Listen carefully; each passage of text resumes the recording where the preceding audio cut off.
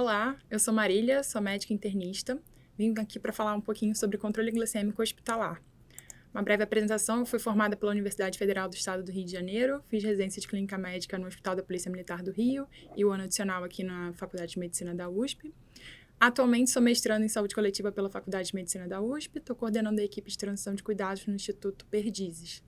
E sou membro do RACE-ID, que é o grupo de pesquisa em saúde da população negra aqui da Faculdade de Medicina da USP. Não tenho nenhum conflito de interesse para essa aula. Bom, um lembrete é que a gente vai falar hoje sobre pacientes que estão internados em enfermaria e não doentes críticos. A gente está falando de pessoas que não estão em condição de receber insulina venosa, não estão em emergências hiperglicêmicas. Então, não é sobre estado hiperosmolar hiperglicêmico, nem sobre cetoacidose diabética. A gente está falando do controle na enfermaria. E por que a gente está falando de diabetes hoje? A diabetes ela representa cerca de 30% das internações nos Estados Unidos e a literatura fala para a gente de que cerca de 12 a 25% dos pacientes, ainda que não tenham história conhecida de diabetes, vão apresentar hiperglicemia hospitalar.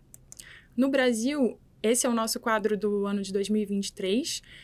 A gente teve cerca de 137 mil internações por diabetes. Esse é o valor, o custo, né, de cada uma dessas internações, o valor total de cerca de R$ 1.000 por cada internação. E quando a gente olha para a distribuição por classificação de raça ou cor, a predominância dos pacientes internados se autodeclara de cor parda, né? Então, a gente tem uma questão que é a diabetes, que acomete predominantemente a população negra, mas acaba sendo um grande ônus para o nosso estado brasileiro. E por que a gente está falando sobre controle glicêmico hoje? É porque a hiperglicemia ela foi identificada como marcador independente de mortalidade hospitalar dos pacientes com ou sem diagnóstico de diabetes. Ela está associada a piores desfechos clínicos e, inclusive, ela tem maiores taxas de mortalidade em pacientes sem diagnóstico prévio de diabetes. Isso foi visto nos Estados Unidos, mas é um dado que conversa com a literatura internacional. Para a gente conduzir essa discussão, eu trouxe um caso clínico de uma paciente mulher cisgênero, autodeclarada parda, de 52 anos, professora universitária, etilista social. Ela não tem comorbidades conhecidas, não faz uso de medicações. Ela foi admitida numa enfermaria depois de um acidente isquêmico transitório, que foi só uma afasia com duração de 2 horas, tem uma altura de 1,60 m, um peso de 80 kg. Na glicemia de admissão, ela tinha 256 mg por decilitro e a gasometria dela não tinha acidose. Ela tem uma creatinina de 0,8 mg por decilitro. Pensando nesse caso, a gente vai fazer as discussões ao longo dessa aula e no final a gente vai tentar propor um esquema de controle glicêmico para essa paciente. Se vocês já quiserem ir pensando, fiquem à vontade. Então, a partir daqui, a gente tem algumas perguntas orientadoras para conversar hoje. Qual a definição de hiperglicemia? Quais são os alvos glicêmicos no paciente internado? Como a gente vai prescrever a aferição da glicemia durante a internação? Quais as opções terapêuticas para a hiperglicemia no contexto hospitalar? E como lidar com situações especiais, perioperatório, uso de corticoide, dieta enteral, e como a gente vai fazer para programar a alta dessa paciente. Então, começando, qual a definição de hiperglicemia? A diretriz americana de diabetes define hiperglicemia como aferições acima de 140 mg por decilitro no contexto do paciente internado e reitera, é bastante enfática nesse sentido, dizendo que medidas sustentadas acima de 180 mg por decilitro requerem início de tratamento para esse paciente. Isso no caso dos pacientes que ainda não são tratados. Paciente com hiperglicemia na admissão. Acabei de receber um doente que tem essa hiperglicemia identificada na glicemia capilar. Quais são as coisas importantes que a gente precisa pensar nesse momento? Principalmente, questionar o diagnóstico de diabetes, se é um diagnóstico que já é conhecido, se o paciente tem algum grau de conhecimento sobre essa doença, se ele é apropriado a respeito dos tratamentos que ele faz em casa, qual que é o grau de letramento que ele tem sobre a doença, Solicitar a hemoglobina glicada, porque isso vai ser super importante. Primeiro, para fechar o diagnóstico de quem não tem diagnóstico anterior da diabetes e aparece com uma hiperglicemia quando chega no contexto hospitalar. E segundo, também para orientar a nossa alta dos pacientes que já são sabidamente diabéticos, para a gente entender em que momento que eles estão do tratamento. E, obviamente, prescrever o controle glicêmico na internação. E a gente passa para a nossa segunda pergunta. Quais são os alvos glicêmicos para os pacientes internados? Queria fazer uma breve revisão com vocês. Inicialmente, isso começou a ser estudado em contexto de terapia intensiva.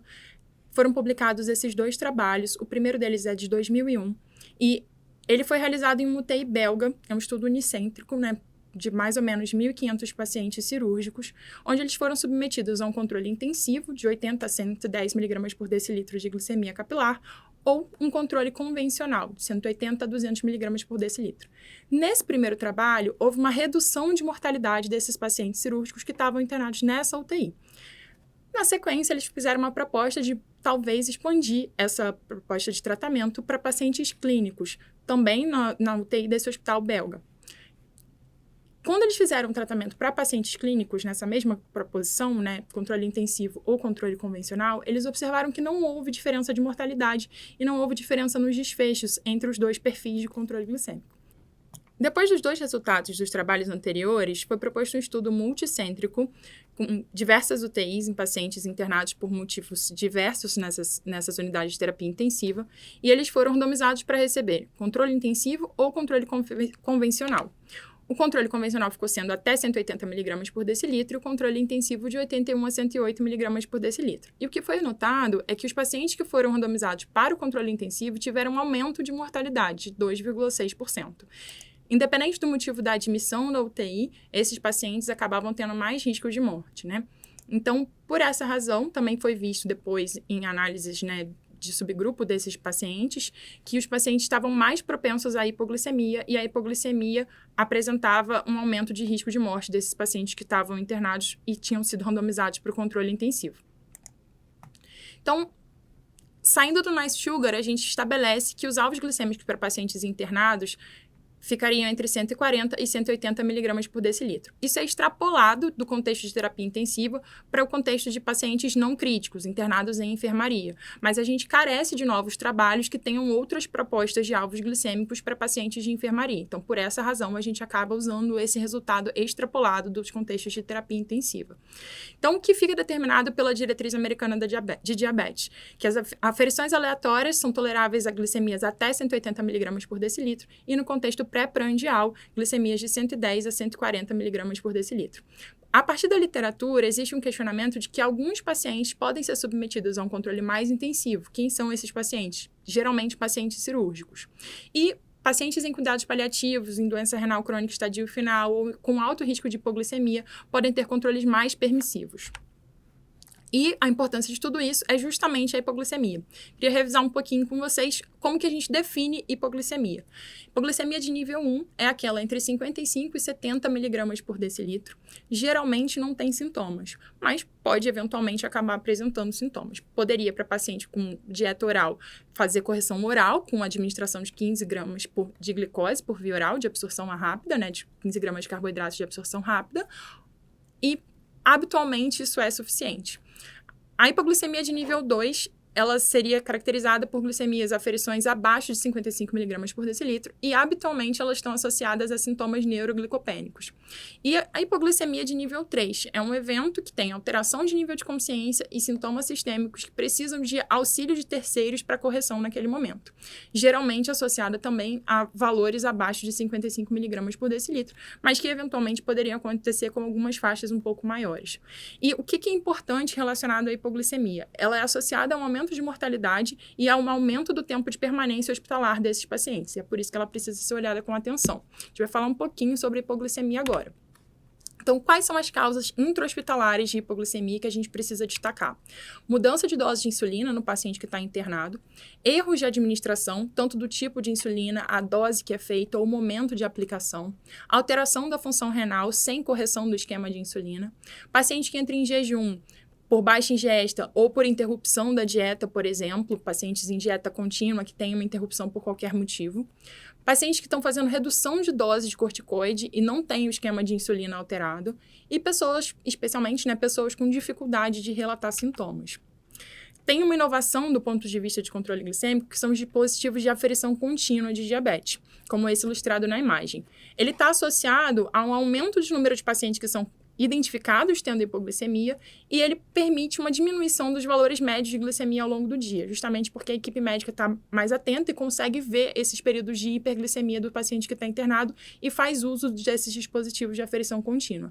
Isso ainda não é uma realidade tão próxima para quem atua predominantemente no SUS. Para quem atua na rede de saúde suplementar, eventualmente pode ter mais contato com esses pacientes. Então, seria bacana, se esses pacientes tiverem condição clínica, de continuar essa aferição pelos dispositivos de aferição contínua quando é possível. Caso não seja possível, a glicemia de ponta de dedo ela tem uma boa correlação clínica com as verificadas com os dispositivos de aferição contínua. Entretanto, os pacientes eventualmente são menos identificados com hipoglicemia e acabam tendo mais valores de hiperglicemia com dificuldade de correção e ajuste pela equipe assistente. Voltando a falar de hipoglicemia, quais são os principais fatores de risco que a gente precisa ficar atento? Dose total de insulina acima de 0,6 unidades por quilo por dia, dificuldade de percepção de sintomas de hipoglicemia, doença renal crônica, como eu falei, no estádio 5, e comprometimento cognitivo ou demência. E, principalmente, episódio prévio de hipoglicemia durante esse período de internação. Esse contexto do episódio prévio de hipoglicemia, predominantemente a glicemia de jejum abaixo de 100 mg por decilitro, foi um grande preditor de hipoglicemia nas 24 horas seguintes. E o que a literatura fala pra gente é que, mesmo com os episódios leves, são precedidos geralmente de episódios mais graves de hipoglicemia. E ainda que os pacientes tenham apresentado hipoglicemia, nem sempre, no caso, cerca de 75% desses casos, não tiveram suas doses de insulina reduzidas. Então, a gente precisa ficar, de fato, bastante atento, porque a hipoglicemia vira um sinalizador para a gente de que aquele paciente precisa de uma correção do seu esquema de controle glicêmico. Outros fatores de risco que a gente poderia citar: pacientes com doença pancreática, com idade acima de 65 anos, com IMC abaixo de 27, paciente com insuficiência hepática, AVC, neoplasia, infecção, insuficiência cardíaca e taxa de filtração glomerular abaixo de 60 ml por minuto. Saindo dessa parte dos alvos glicêmicos, a gente vai falar sobre como a gente prescreve a aferição da glicemia durante a internação. Bom, isso vai depender como que o paciente está se alimentando, como é que é o aporte de carboidrato desse paciente. Se ele está recebendo dieta por via oral, dieta por via enteral, e aí tem uma diferença se ela vai ser contínua ou se ela vai ser em bolos, dieta parenteral ou se esse paciente está em jejum por qualquer razão que seja. A gente vai aferir essa glicemia do paciente que está comendo com dieta por via oral, né? Sempre com aferições pré-prandiais. Paciente que está fazendo dieta mista, o que eu quero dizer com isso? É um paciente, por exemplo, que já fez uso de uma sonolase enteral ou está em uso de uma gastrostomia, recebendo uma dieta enteral, mas ele está complementando com a dieta oral. Preferencialmente, a gente vai fazer uma aferição pré-prandial também, porque é mais fisiológico, como seria com a dieta oral. E paciente que está em jejum ou com dieta contínua, seja ela enteral ou parenteral, a gente pode fazer aferições de 6 em 6 horas ou em intervalos menores, caso esse paciente precise de maior atenção relacionada ao controle glicêmico dele.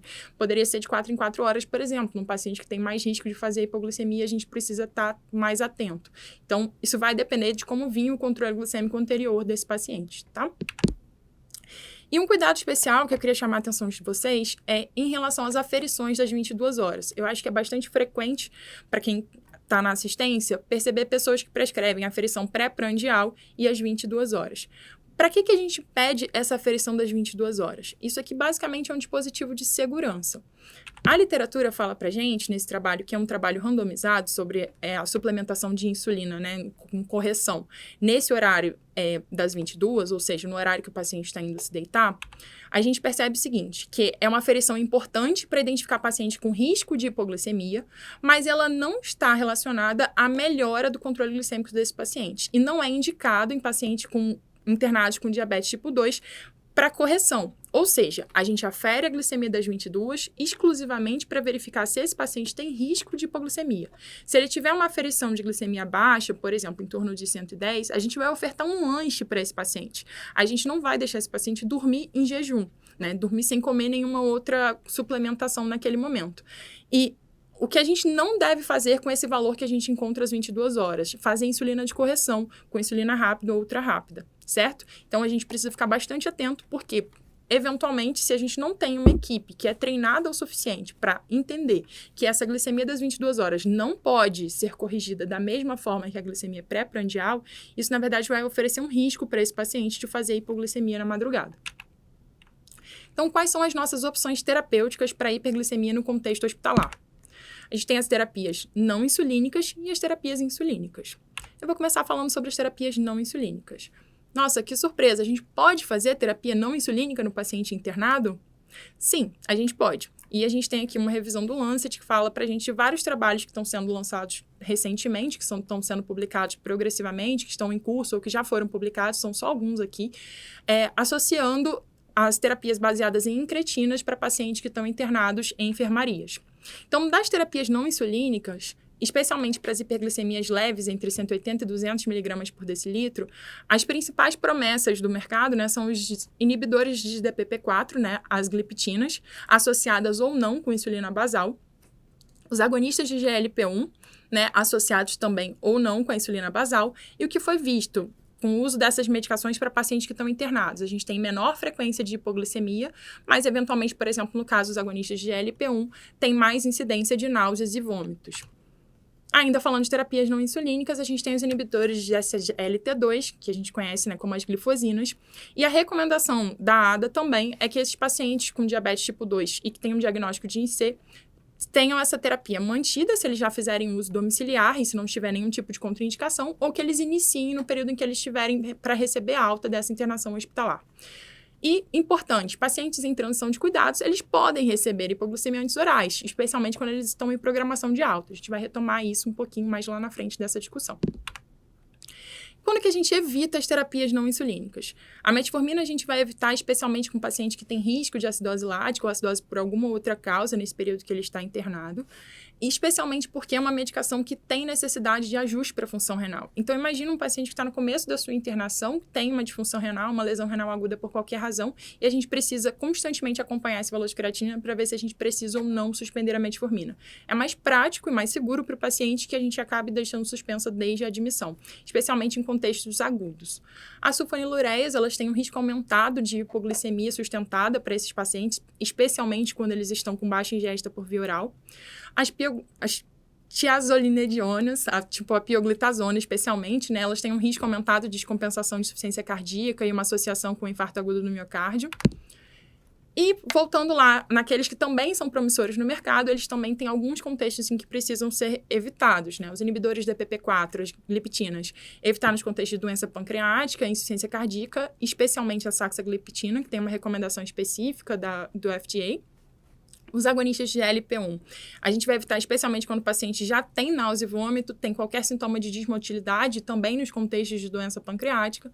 Os inibidores de SGLT2, eles devem ser evitados em pacientes que têm hipovolemia, que estão sob risco de cetoacidose euglicêmica, e o importante no contexto de perioperatório, que a gente vai falar um pouquinho mais na frente também, eles têm que ser interrompidos com antecedência.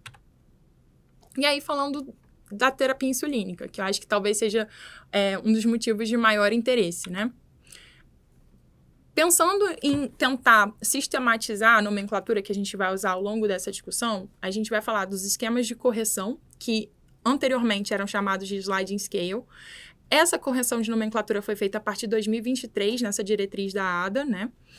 E os esquemas basal plus, que seria insulina basal, associada a uma correção conforme a glicemia capilar. O basal bolus, que é o basal com uma dose fixa pré-refeição, e o basal bolus plus, basal, dose fixa pré-refeição e correção conforme a glicemia pré-prandial. Então, só para deixar ilustrado, a gente está falando de uma insulina basal, bolus, que é uma dose fixa pré-refeição, e a correção, que seria para corrigir eventuais hiperglicemias nessas aferições pré-prandiais do paciente. Da onde vem essa história toda? Por que a gente prefere fazer o esquema basal bolus, né? A gente teve esse trabalho, que chama RAPT-2, um trabalho clássico da literatura, que ele comparou pacientes que faziam uso do sliding scale com pacientes que estavam fazendo uso do esquema basal bolus. E o que eles verificaram, no caso, os pacientes que foram submetidos a esses esquemas foram pacientes que não eram críticos, né? Estavam no contexto de enfermaria e tinham diagnóstico de diabetes tipo 2, mas sem uso prévio de insulina. O que eles verificaram que o paciente em uso de basal bolus chegou a um controle glicêmico mais efetivo depois que ele foi submetido a essa terapia, em relação ao sliding scale. Não teve tantos episódios de hipoglicemia, mas isso também não impactou na diferença de tempo de internação, certo? A partir daí, a literatura sempre sugere que os esquemas que tenham uma insulina basal sejam preferíveis para os pacientes que estão internados. Ah, mas eu não posso usar o sliding scale? Isso é um questionamento que a gente vai se fazer justamente porque na nossa prática diária, as pessoas que estão ligadas à assistência vão frequentemente encontrar pessoas que prescrevem exclusivamente o esquema de correção.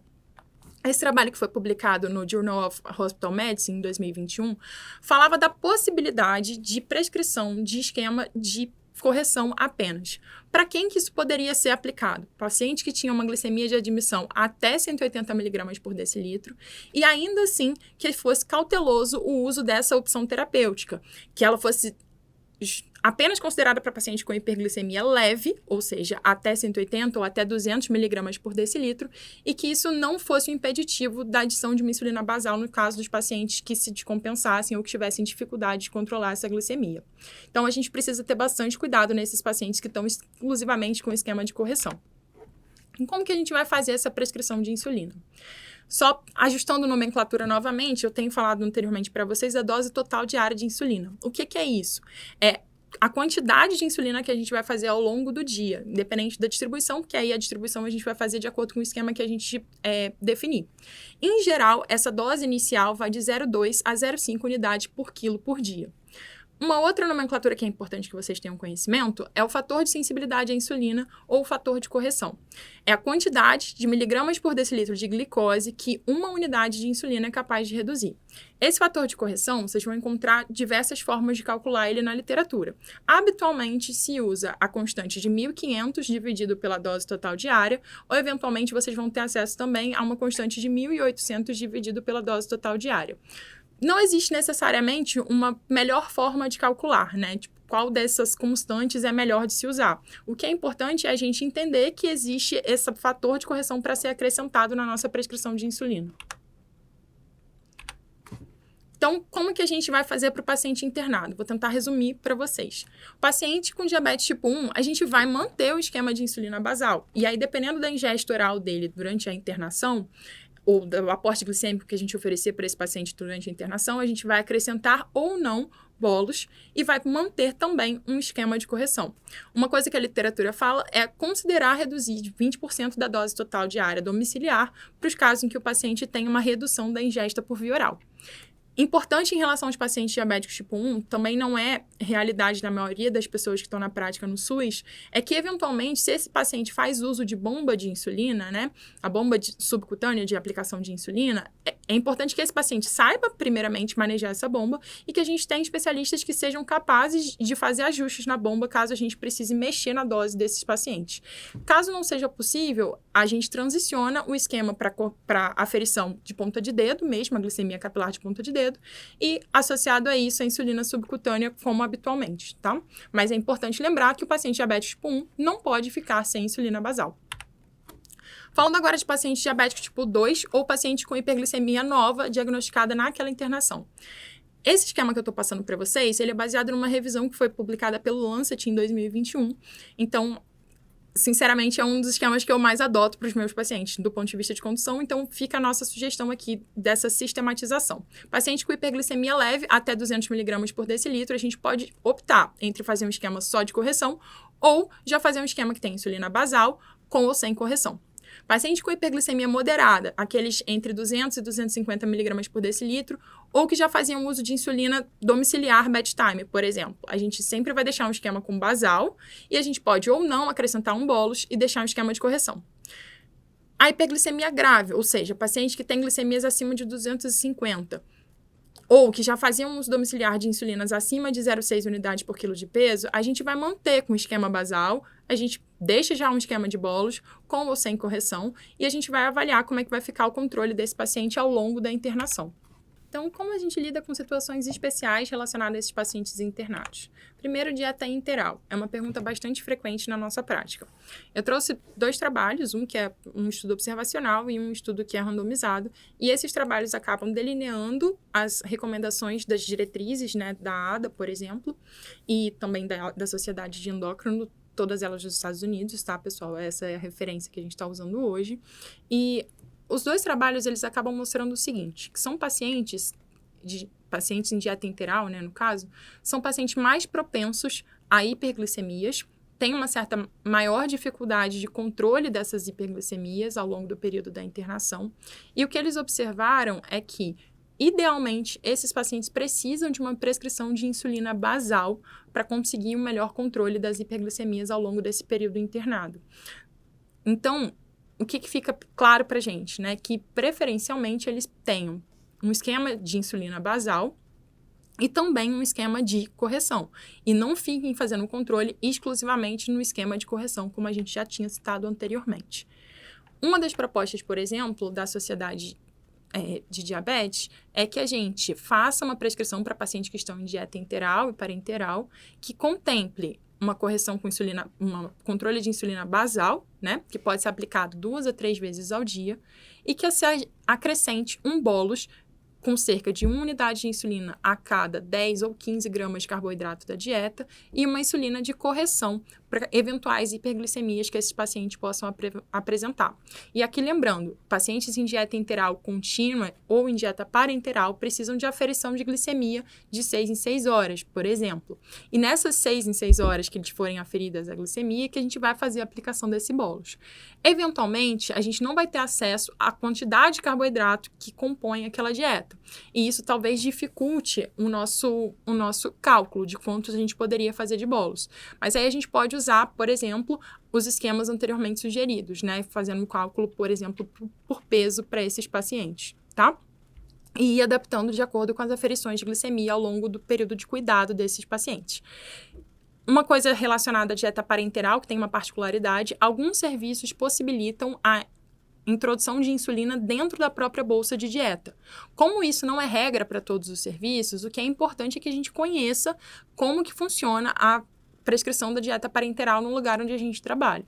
Então, é importante que a gente saiba qual é o instrumento que a gente está utilizando para poder fazer o controle glicêmico daquele paciente, certo?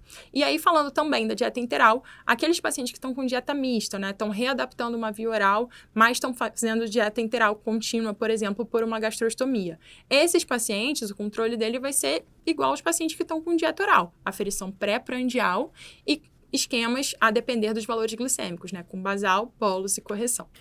Esses trabalhos, no final das contas, o que eles propuseram, que eles acabaram demonstrando, que esses pacientes precisavam de um controle glicêmico porque eles tinham uma tendência maior a fazer episódios de hiperglicemia. Então, era necessário que fosse deixado uma insulina basal sempre. E do ponto de vista do controle das aferições que estivessem fora de faixa, era possível acrescentar bolos ou, eventualmente, um esquema de correção. E isso vai depender de cada um dos serviços, né?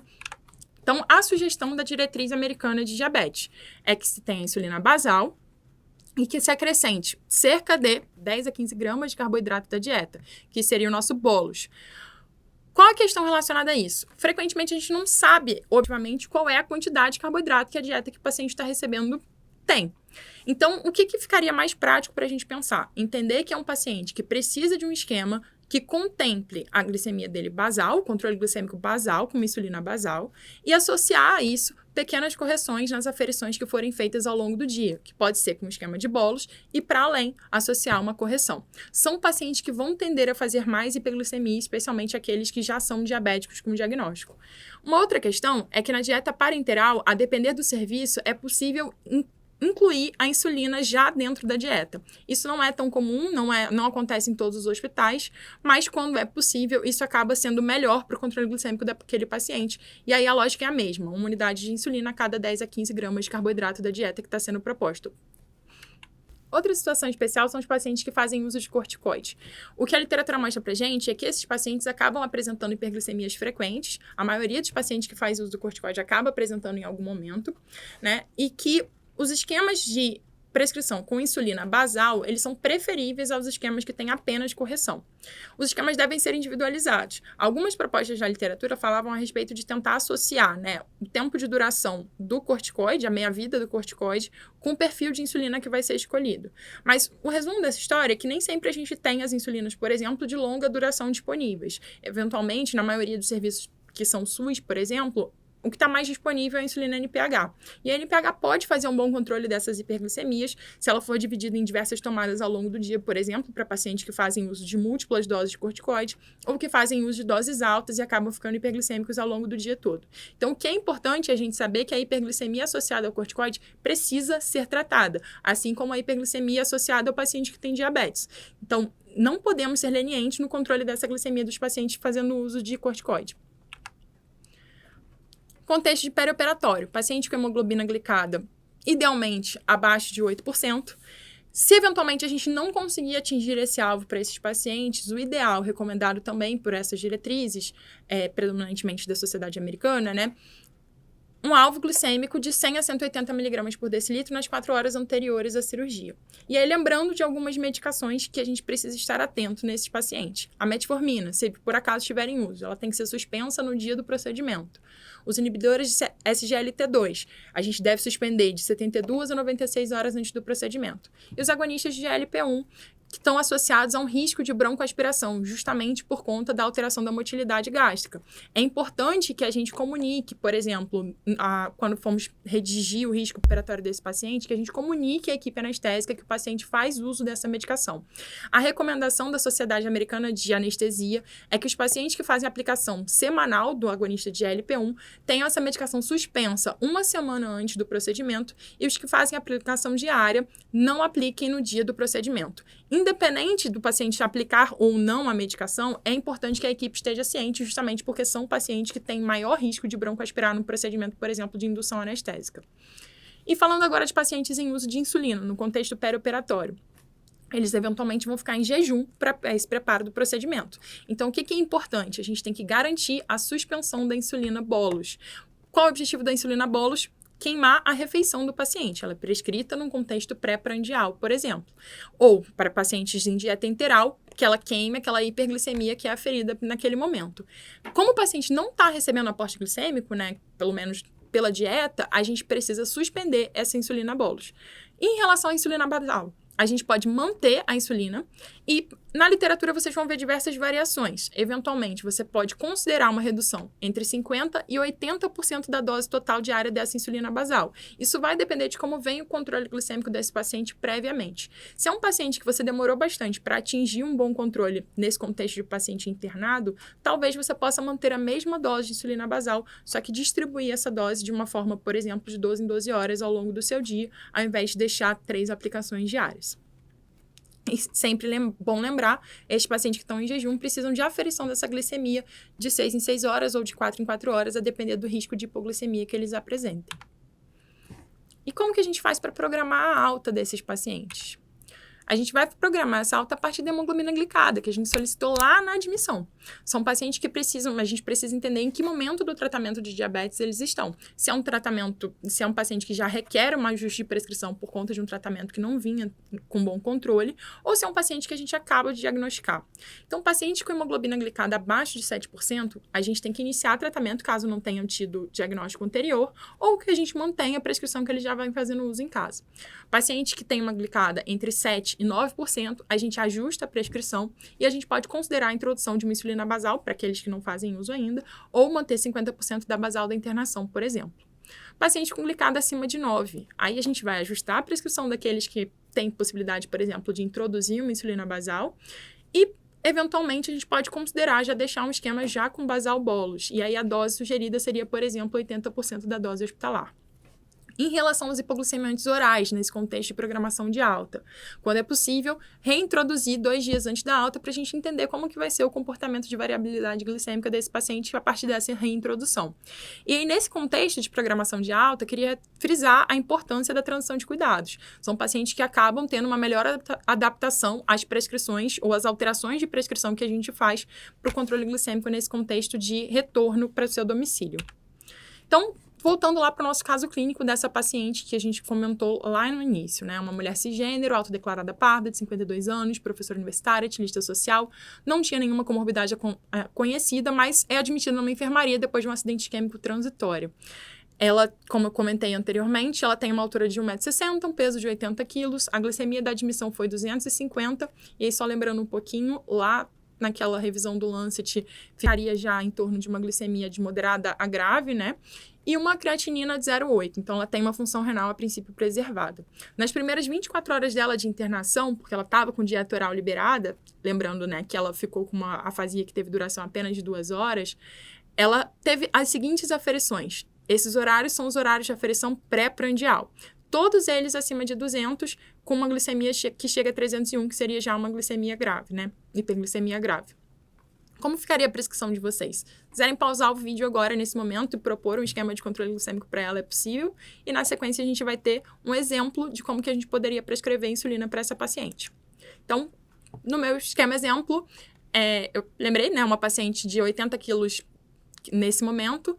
Então, eu propus para ela uma dose total diária de 0,4 unidades por quilo no dia, que ficaria mais ou menos em torno de 32 unidades de insulina no dia. E aí, um comentário importante, bacana que vocês saibam como é que é a seringa de administração de insulina dos serviços onde vocês trabalham. Eventualmente, a gente não consegue prescrever doses ímpares de insulina. Em outros serviços, isso é possível, tá? Então, eventualmente, você vai ter uma seringa de insulina que varia a cada 1 unidade de insulina, ou em alguns outros serviços que varia a cada 2 unidades. Então, é importante que vocês olhem essa seringa na hora de fazer a prescrição, porque senão fica uma prescrição confusa para a equipe de enfermagem de vocês.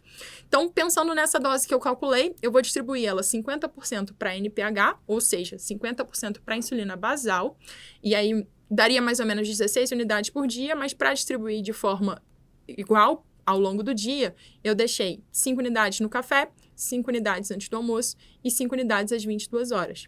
Os outros 50% eu vou distribuir com insulina regular. Fiz a mesma coisa. Comecei com 5 unidades antes do café, 5 unidades antes do almoço, 5 unidades antes do jantar e não vou fazer correção com insulina regular às 22 horas para essa paciente. Calculei meu fator de sensibilidade à insulina com 1.500 dividido por 32, que é a dose total diária de insulina que eu calculei para essa paciente, que daria em torno de 50 miligramas por decilitro. Se vocês forem ver, gente, aqui vai dar uma soma de 15 no final, né? Então, daria 30 doses total diária de insulina, vai dar 50 exatamente, tá bom? Então, em resumo, como que eu vou fazer essa prescrição para essa paciente, para passar para a minha equipe de enfermagem a informação de como que eu quero que seja administrada essa insulina? 50% do NPH a gente já falou, né? 5 unidades antes do café, 5 unidades antes do almoço, 5 unidades às 22. E a regular, a gente vai deixar 5 unidades antes de cada refeição. Na hora de escrever a nossa tabelinha, né, a tabela de correção para essa paciente, a gente já vai deixar inserido a correção. Porque se a gente tem um esquema que é baseado em basal, bolos, mais a correção, não adianta a gente deixar o bolos fixo de 5 e fazer uma prescrição paralela com a correção a cada fator de correção que a gente tenha calculado. Isso vai ficar muito confuso para a sua equipe. Então, é melhor que a gente entregue a tabela montada. E essa montagem de tabela ficaria desse jeito. A gente definiu que a nossa glicemia ideal para essa paciente no pré-prandial seria de 110 a 140 miligramas por decilitro de destro, certo? Nesse contexto, a gente vai fazer uma aplicação de insulina para essa paciente. 5 unidades de insulina regular, porque a função dessa insulina regular, que é o bolus, a dose fixa pré-refeição, é queimar o carboidrato da refeição, que a gente calculou para essa paciente. E aí, a partir de outras glicemias, né, a partir de cada fator de correção, né, de cada fator de sensibilidade que a gente calculou, nos intervalos de 50, que seriam esses casos, né, que esse caso para essa paciente específica, a gente vai inserir 1 unidade de insulina regular. Então, entre 140 e 190, que seria mais um fator de correção, a gente insere 1 unidade de insulina regular. Entre 191 a 240, a gente vai inserir mais 1 unidade regular e vai aplicar 7 unidades. Entre 241 e 290, a gente insere mais uma e aplica 8 unidades de insulina regular e assim por diante a cada 50 miligramas por decilitro. É uma paciente que estava com difícil controle glicêmico, eu preciso ajustar essa prescrição, como que eu poderia fazer? Para cada vez que vocês ajustarem a dose total diária de insulina dessa paciente, é importante recalcular o fator de correção. Pode ser que, eventualmente, as aferições de glicemia dessa paciente sejam assimétricas, né? Ela fique mais hiperglicêmica próximo do almoço, por exemplo, porque ela não controlou muito bem a glicemia do café da manhã. Pode ser que ela fique mais hiperglicêmica próximo do jantar. Isso pode acontecer. E a gente vai tentar adaptar esse esquema de controle glicêmico para essa paciente de acordo com as glicemias que ela for apresentando. Habitualmente, no paciente que está internado, o aporte glicêmico, né, a quantidade de carboidrato que cada uma das refeições tem, é relativamente regular.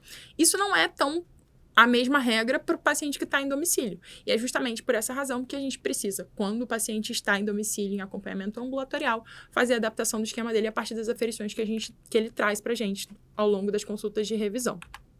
Então, algumas reflexões finais que eu vou trazer para vocês relacionado, por exemplo, a essa revisão sistemática proposta pela Sociedade de Endocrinologia, né? O que eles perceberam na sistematização das evidências que eles têm a respeito do controle glicêmico de pacientes internados fora do cenário de terapia intensiva é que a qualidade das evidências ainda é muito baixa. E o que eles conseguiram ressaltar é a importância da educação do paciente e uma revisão breve pós-alta. Então, mensagens para casa. A hiperglicemia tem que ser tratada, ela não deve ser tolerada, seja ela por conta de uso de corticoide, por um diabetes descompensado, num contexto de infecção, ou seja, uma hiperglicemia relacionada ao estresse da internação. Qualquer que seja a causa, glicemias acima de 180 precisam de tratamento e precisam de intervenção. A equipe multiprofissional que está acompanhando esse paciente ao longo da internação precisa estar treinada e alinhada com as possibilidades de esquema de controle glicêmico, especialmente relacionada àquela aferição das 22, que a gente mencionou anteriormente, e que precisa ter uma correção que é diferente daquela correção pré-prandial ou, de preferência, não ter uma correção, apenas para identificação, por exemplo, de paciente com risco de hipoglicemia.